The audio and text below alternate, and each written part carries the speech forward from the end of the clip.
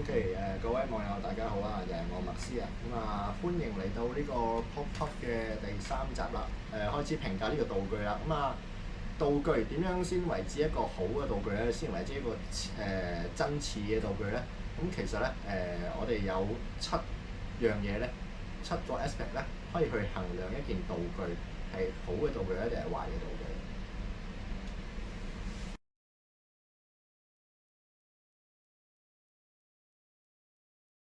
好咁大家都見㗎，我手上咧呢個咧就係呢個Star Wars 啊，Phantom Menace 嗰個裏邊咧嗰啲機械人揸嗰支槍嚟嘅。咁咧呢個咧我就覺得咧佢係一件好好嘅示範啦。即係道具有7個 aspect 啦，我哋一般人即係就算你識唔識，即係你係唔係做道具，或者你道具有冇研究都好啊，都會用呢個7個 aspect 咧，佢嚟到去衡量一件道具咧係好定係壞嘅喎。首先啦，我哋人第一樣會睇嘅咩啊？就係會睇呢個道具嘅外形啊 shape 嘅。即係如果你對human cognition 有少少研究咧，你都會知道人嘅 visual 咧第一樣咧就係睇嗰個 outline 嘅，同埋如果你睇過 Pokemon 都知啦，點解你可以即係俾一撇黑色你會認到嗰一隻 Pokemon 咧？因為我哋人腦我哋嘅人腦影像咧最先會處理咧就係呢個外框嘅，咁所以啦，道具第一件事即係佢似唔似呢個真品咧？第一件事咧就係會睇佢個外形嘅 shape 㗎。第二樣會睇咧就係佢個尺寸啦，就係佢個 size 啦。喺我手上邊呢支槍咧，佢個 size 咧應該就同裏邊即係劇裏邊嗰啲槍咧係一模一樣嘅，因為佢都係照樣揼過嚟㗎嘛。即係如果我手上邊有一支相同嘅槍，而佢個 size 就只係得咁細咧，即係咁大家會唔會相信我手上咁細支嘅支會係一槍？係槍咧？咁我相信咧都唔會，啲人唔會覺得係有可信性咯。跟住第3樣嘢我哋會睇嘅咧就係顏色，就係 colour 啦。我人嘅視覺咧好多時咧係靠呢個顏色咧去判斷嗰樣嘢嘅材料或者狀態嘅喎。視覺咧其實經常會俾呢個顏色咧就去困擾咗我哋嗰個判斷嘅喎。即係譬如我喺一塊貼片上邊貼嗰啲木紋嘅貼紙咧，咁啲人睇落咧就唔會覺得佢係一塊貼，而去就會覺得佢係一塊木板啊。咁咧呢個咧就會誤導咗，即係如果你嗰樣道具個顏色係錯嘅咧，你就會誤導咗啲觀眾咧呢件物件嘅材質嘅。你見嗰個廠商咧就油翻啲相應嘅顏色啊，黑鐵色啊、銀色啊，做埋呢啲生鏽啊、舊化嗰啲咧，佢嗰個係金屬槍嘅可信性咧就高好多啦。跟住第四就係比例 scale。個比例我所講個比例同呢個尺寸有咩唔同咧？其實尺寸咧我就講一件嗰個道具 overall 個 size，但係個比例咧就係佢每一個 parts 咧嗰個大細嘅比例。我哋即係常見嗰啲 SD 高達啦，好大個頭，但係好細個身，啲手腳又好短嗰啲。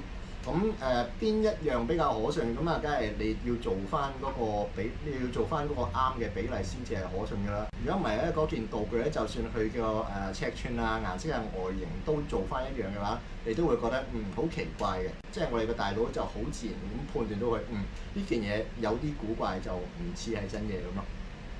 第五就係呢個活動 motion。有一啲道具啦，佢係有啲活動部件嘅。好似即係我之前嗰個風魔獸裏邊啦，可以開同埋合嘅。如果佢嗰個活動嘅，即係如果佢個活動係符合大家嗰個預期嘅話咧，其實咧亦都會提高呢個像真度嘅喎。你嗰個人點樣去處理嗰件道具？即係譬如話，唔會攞支槍咁樣向住自己㗎嘛。如果我好認真咁對待一件道具，即係用翻啱嘅方式去做下啲靠人嘅演出咧，亦都可以提升呢個道具嘅像真度嘅。第六咧就係聲音生。唔係件道具都會發聲嘅，但係有啲道具係會發聲嘅。聲音咧就通常係一啲advanced 嘅表演啦，就例如呢個舞台劇啊或者係現場表演嗰類啦。即係如果你把劍哼落去係格格聲嘅，咁啲人就唔係咁上，已經冇理由，因為劍同劍相撞咧係哼哼聲㗎嘛，唔係格格聲㗎嘛。咁所以如果你嗰把呢個道具可以發出嘅聲音，即係唔相似嘅話咧，咁亦都係會減低咗呢個道具嘅可信度嘅。咁啊，最後一樣第七樣啦，就係呢個道具嘅功能啦，function。由於呢個係一個玩具槍啦，咁佢係冇一個發射嘅能力嘅，佢都唔會破壞到啲咩㗎啦。即係如果我攞支槍一撳之後咁佢飛走咗嘅話咧，咁呢個即係透過呢個演出啊，咁就可以增加呢個道具嘅可信度。咁啊，你可以睇翻我第一集嗰條片啦，可能都有啲人都會睇得穿啊！你攞嗰把係玩具刀嚟嘅喎，咁但係當我斬咗落去有一忽報紙飛開嘅話咧，咁其實咧係用呢個功能嚟到去增加翻呢個道具嘅可信度嘅。都summarize 翻一次啦。咁啊我哋一般人會點樣評價呢個道具咧？即係會用呢7樣嘅 aspect 咧去評價一件道具嘅，就包括佢嘅外形啦，佢嘅尺寸啦，即係啱唔啱尺寸啦，即係佢個顏色符唔符合啦，佢個比例有冇錯啦。咁啊你點樣去運用呢一件道具啦？又或者嗰件道具嗰個活動咧，同佢個原裝咧有冇好大嘅差別啦？